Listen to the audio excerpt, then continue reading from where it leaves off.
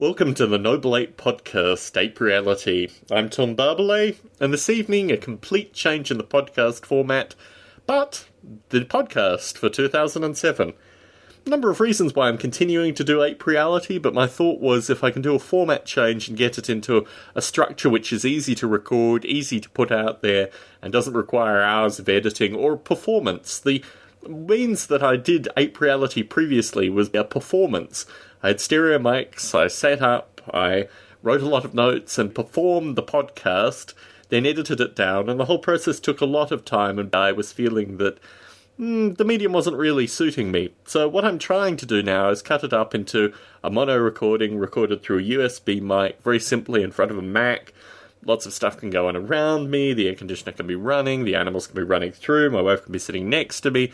All these things work, but the emails that I received from folk, and also the fact that there's a lot of new stuff going on with Noble Ape. I mean, in the past probably week and a half, I've done a lot of code editing, there have been lots of bits and pieces of kind of flux, and my feeling was that a mail out just wouldn't capture that, so the podcast did actually serve a need in that regard. Now, for the new year, as a New Year's resolution of folks listening into Ape Reality, I would really like some feedback via Now Dig, that has podcasting-related feedback. I've included the links in the Ape Reality page, nodalape.com/reality, and other voting mechanisms like Podcast Alley and things like that. Basically, just show your support, show comments, give feedback through means that are both public, and if you want to contact me, tom@nodalape.com. Still receiving emails through that account. So, the 4 bits of new stuff that have been developed in the past week and a half. The first thing that I worked on was the idea of autonomous apes, and this is something that I was working on probably in about 97, 98, when Noble Ape was still relatively early on. I remember drawing large pictures and graph paper of kind of muscle and skeletal diagrams for the Noble Apes and the fierce felines in order to get an accurate sense of rotating joints, degrees of freedom, just the way in which these creatures moved. And this was something that I then put on the back burner. I think the source code is on some distant CD-ROM, as is a lot of the Noble Ape-related source. And I thought to myself, no, I'll concentrate on the Noble Apes in a kind of more abstract entity sense, which is what I did, or continued to do up until the present day. However, with Mriddle's future work with regards to Noble Warfare, which I'll talk on a bit in another podcast, a future podcast, I returned to the idea that the apes as an autonomous entity and the idea of kind of procedural muscle movement and these kind of things were all relatively critical in the development of Noble Ape in the near future, Noble Warfare, and all these kind of interactive things that are going to be occurring, particularly improved graphics. So I pulled out the Noble Ape skeletons, dusted off the skeletons from the closet, so to speak, the digital closet, and got them to compile through Carbon and Windows and tested it out last night. And it's going to be a continuing project. It's in the sim directory, the active sim directory, and something going to be working on in the future. Another part of the Noble Ape development that I wanted to return to, or at least put into Noble Warfare, was something that came from the Mushroom Boy development. And for people not familiar, the Mushroom Boy development occurred probably, again, in a similar time frame to the Autonomous Apes, perhaps slightly afterwards. And I applied for a grant with the Commonwealth Science and Industry Research Organisation in Australia, CSIRO, and it was kind of funny. I mean, basically they offered me the grant, but they said I had to sign over intellectual property for the Mushroom Boy, and I decided against it. But in abstract, it would have been interesting to actually get the grant from an Australian government agency for what is an urban terrorism simulator. But the idea behind the Mushroom Boy was a 15, 16-year-old kid develops a nuclear weapon and then spends his time trying to escape from Secret Service agents through suburban cities. And the creation of homes, functioning homes, purposeful homes, i.e. homes with living rooms and kitchens and bedrooms and toilets and all the kinds of things you expect to see in a home, and how they functionally fit together, and also how these suburbs develop, how the idea of commerce changes the size of the houses and the properties of what's in the house. Obviously, nicer things in more affluent areas, or so you'd think, or maybe, these kind of issues, how affluence moves in cities, were all part of the Noble Ape quantum mechanics, these kind of ideas that came through in the original simulation. You can do quantum mechanics with regards to economic flux as well, so it's not just purely biological. So that was the background of Mushroom Boy, but the house component was something that I thought could easily go into Noble Warfare, because even when you think of Waterloo, for example, Waterloo's actually a town. You don't, well, maybe you do, I don't know. I mean, I don't really get a sense of how the people see Napoleonic battles, but a lot of them were fought in and around towns. Lots of battles are fought in and around towns. And the idea of putting in some kind of town environment that could move into guerrilla urban warfare or this kind of stuff in Noble Warfare seemed to be a good use of code, and particularly with what Riddle wants to be doing in the near future, I wanted to have that source code available, so I dusted that off.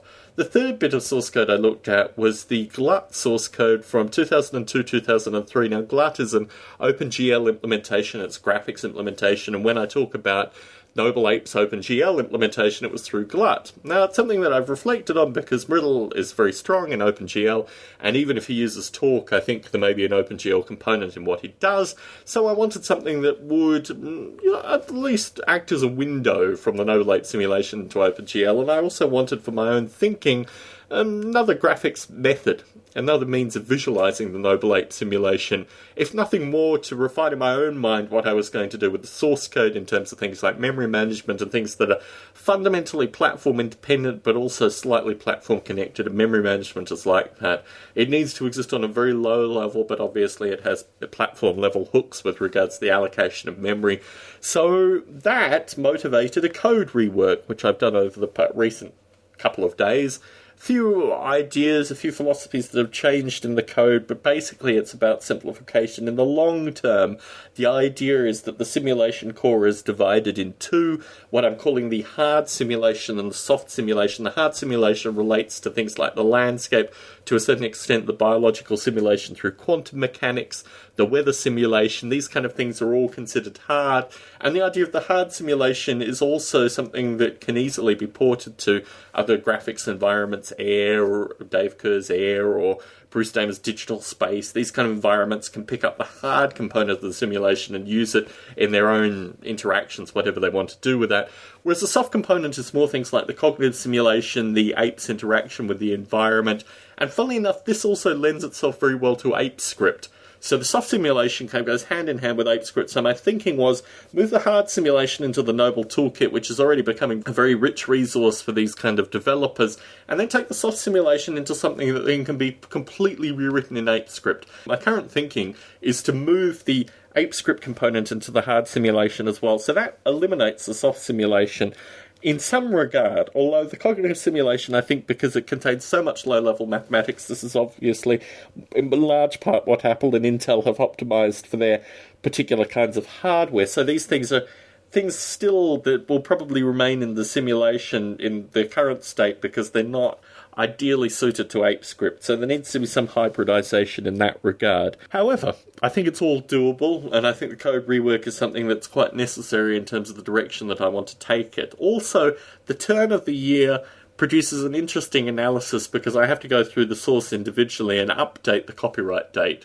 And this year, I have actually changed the open source license very slightly. I like maintaining a unique open source license, and I think more open source developers should maintain unique open source licenses. Firstly, the more unique open source licenses and the more diversity in open source licensing, the less likely of open source abuses in some idealistic sense. The idea that basically people will be forced to read the open source license because they're not going to assume that it's going to be one of the dominant open source licenses. I like the idea of biodiversity in open source, and it's something which I find completely lacking in contemporary open source, but I'm an idealist. I do hope for the future in that regard. So I did change the license ever so slightly and eliminate some of the discussion with regards to what is a commercial use of the Noble Ape license and replaces it with the fact that there are two current legitimate uses for the open source license, personal and or academic, and all other uses basically need to be covered with a different license. And a different license comes through actively contacting me. And I think there's a problem there. There's been a problem historically with a lot of companies using Noble Ape-related source code. Apple does, in some sense, actively evangelize it, but having said that as well, Apple also, to a certain extent, acknowledges. I don't think Apple is the ideal example of how the Noble Ape open source license should be used, but it certainly is a better example than a company that just takes the source code, uses the source code, and gives no attribution. So that's my musing with regards to the Noble Ape open source license changes. It comes down to a line, keep open source legitimate, the responsibility is yours. And I think that's a good catchphrase to actually put in an open source license. I don't think anything will change. I don't think people will actively read the license. I don't think I'll get a flood of emails from companies and enterprises that actively use Noble Ape and say, gee whiz, we've been using it for the past 5 years or past 3 years or past 2 years for our carbon real-time optimization, or examples of how to compile on Xcode and Code Warrior. What do we do now in terms of licensing? I don't think that'll actually happen, but nonetheless, it is good to have something in a license in that regard. So I'm relatively happy with the update.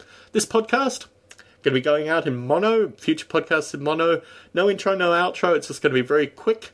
Tom@nobleape.com if you have any questions. I'm going to probably put out one a week. I may put out more, I may put out less.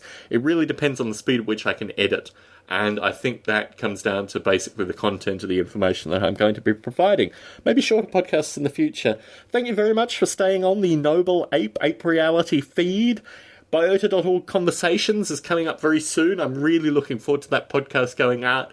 And another podcast, I am going to be post-production on the Best Damn Podcast Ever, which I have actively sampled from and used when they have read emails of mine. It's going to be really fun post-producing that, and I'm going to be honing my skills with regards to producing large-scale podcasts very quickly. I think there are a number of technologies I'm interested in experimenting with. Recording mono podcasts enables me to experiment more. So I'm really looking forward to doing that in the future. Thank you very much for tuning into this podcast for the new year. Happy New Year to you all as well. I should probably say that. Look forward to you tuning into the next podcast.